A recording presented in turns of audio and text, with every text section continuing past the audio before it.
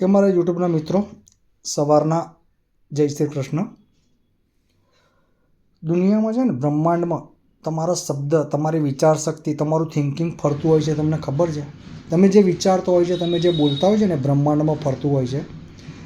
તમે એવું વિચારો કે મને બહુ તકલીફ છે, હું બહુ ટેન્શનમાં છું, હું બહુ પ્રોબ્લેમમાંથી પસાર થઈ રહ્યો છું. તમે બોલતા હોય છે ને, તો એ બ્રહ્માંડમાં ફરતું હોય છે. હું એવું નથી કહેતો કે એ વસ્તુ નથી હોતી, તમારી જિંદગીમાં વસ્તુ હોય છે, પણ પ્રોબ્લેમ છે, ઇટ્સ ઓકે, પણ પ્રોબ્લેમનું સોલ્યુશન માટે વિચારો. પ્રોબ્લેમ માટે ના વિચારશો કે મને આ પ્રોબ્લેમ છે. ઇટ્સ ઓકે, પ્રોબ્લેમ છે, એનું સોલ્યુશન શું છે, સોલ્યુશન માટે વિચારો. બીજી વસ્તુ, સોલ્યુશન નથી તો ઉપરવાળા પર છોડ દો. જે તમારા હાથમાં સોલ્યુશન નથી તો તમે શું કરવાના હતા? બીજી વસ્તુ, ઘણા એવા લોકો હોય છે કે એની જોડે હોય છે ને, છતાં એની ના બોલવાની આદત હોય છે કે એના ખિસ્સામાં પૈસા હોય, કોઈ માગે તો કે યાર નથી, તે કાલે માગ્યા હોત તો આપતો, આખર મહિનો છે, મંથ મહિનો છે. કોઈ કંઈક ચાલ ને કશે ખાવા લઈ જાય, ના યાર નથી, મારી જોડે આ તકલીફ છે. ના નથી, આ શબ્દ તમે જે વિચારો છો ને, એ જો બ્રહ્માંડમાં ફરતો હોય ને, એ ફરતું જ હોય છે. અને કદાચ કોઈ વખત સંભળાઈ જાય ને તો સત્ય બની જતું. એટલે થિંકિંગ હંમેશા પોઝિટિવ રાખો. કોઈ તમારી જોડે માગે તો કે મારી જોડે છે, મારા કામના છે, અમને મારે આપી શકાયું નથી. તમે ભલે ને ખોટું લાગે, જવાબ તમારો આ હશે ને તો પરફેક્ટ જવાબ છે. કારણ કે વ્યવહાર કેવો રાખવો એ તમારા પર હોય છે. બીજું, માર્કેટિંગની અંદર તમે નોકરી કરતા હોય છો, બરાબર? ત્યારે તમે નેગેટિવ નહીં બોલતા. તમારી મિટિંગ, મેં માર્કેટિંગની નોકરી કરેલી છે. તમે મિટિંગની અંદર બેઠા હો છો, તમને ટાર્ગેટ આપતા હોય છો માર્કેટિંગનું કે તમારે આટલું ટાર્ગેટ એચિવ કરવાનું. તમને ખબર છે તમારાથી ટાર્ગેટ એચિવ નથી થતું. જ્યારે તમારો બોસ તમને પૂછે છે કે ભાઈ આજે તારે આટલાનું ટાર્ગેટ પૂરું કરવાનું છે, માની લો કે ઇન્સ્યોરન્સ એજન્ટ હશે કે ઇન્સ્યોરન્સનો મેનેજર, આજે તારે કેટલી પોલિસી લઈશ. પેલાને ખબર છે કે મારા બકેટમાં એક બી પોલિસી નથી, મારો એજન્ટ કામ બી નહીં કરવાનું. તો હવે શું કહેશે ખબર છે? ગાળો ના મળે, ચાર વચ્ચે સંભળાવવાનું ના થાય. સાહેબ આજે મારી 3 પોલિસી લખી લેજો ને.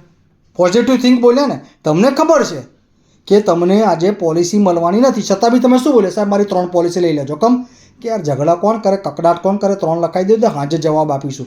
પણ તમારું થિંકિંગ કેવું જતું કે મેં આજે 3 લખાઈશ, બરાબર છે? તમે નીકળી પડો છો, બપોરે 2 વાગે, 12 વાગે, 1 વાગે ફોન આવે, કામ પત્યું, તમે કોઈ નથી થયું, પ્રેશરમાં આવો, તમે દોડો, માર મચોડતા 3 નહીં તો 1 તો કરી ને. કમ બધાની વચ્ચે ઇજ્જત ના જાય, બધાની વચ્ચે તમારું નામ ખરાબ ના થાય. જો તમે આટલું પોઝિટિવ થિંક લઈને, આટલું પ્રેશર લઈને તમે એક વસ્તુ કરી શકતા હોય, તો જિંદગીની અંદર સવારે ઉઠીને તમે તમારો ગોલ ફિક્સ કરો કે મારે આ કામ કરવું છે, તો શું તમને એવું લાગે છે તમારું કામ નહીં થાય? એમ પ્રભુ 100% કામ થાય. 100% થાય. એને દિવસમાં 100 વાર વિચારો ને તો એક વાર તો સક્સેસ જવાય ને જવાય. 100% કહું છું, તમને કહું છું હું. એટલે જિંદગીની અંદર એવું જરૂરી નથી કે દરેક વસ્તુ નેગેટિવ પર લેવાની. જે તમારા હાથમાં નથી ને એ પ્રભુને છોડ દો. બીજી વસ્તુ, એવા લોકો જોડે બેસવાનું બંધ કરી દો કે ઓલવેઝ તમને ડિમોટિવેટ કરે, નેગેટિવ થિંકિંગ આપે. એ પોતે નેગેટિવ હોય, એ પોતે દુઃખી હોય, તમારી જોડે જ પાસ ઓન કરશે. જેવું કે છે ને, જેવા સત્સંગ એવો રંગ, જેવો વ્યક્તિ એવી ભક્તિ.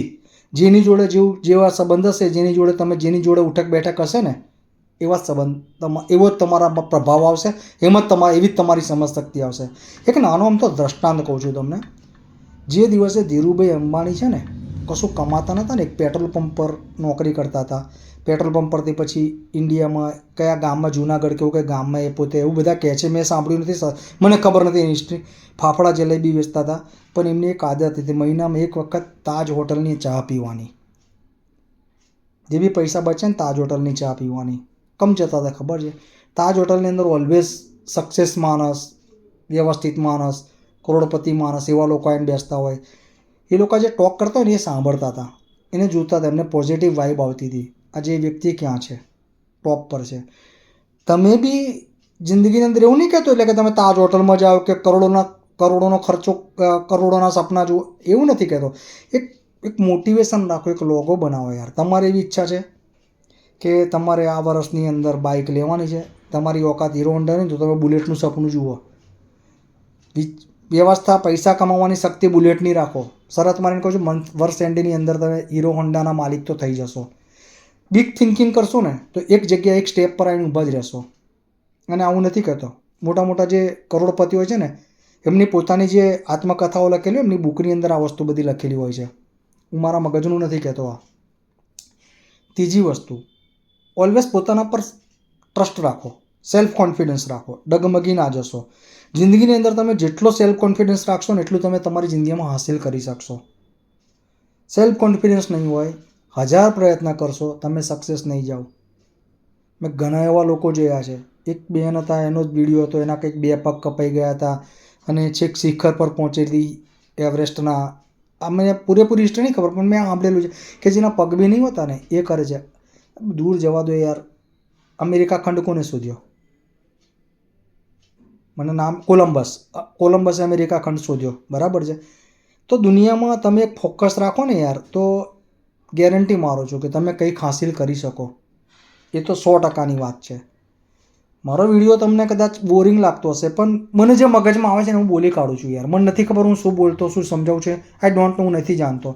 પણ મારા મનમાં જે હોય છે ને મને જે આવડે છે ને હું તમારી સામે શેર કરી રહ્યો હોઉં છું.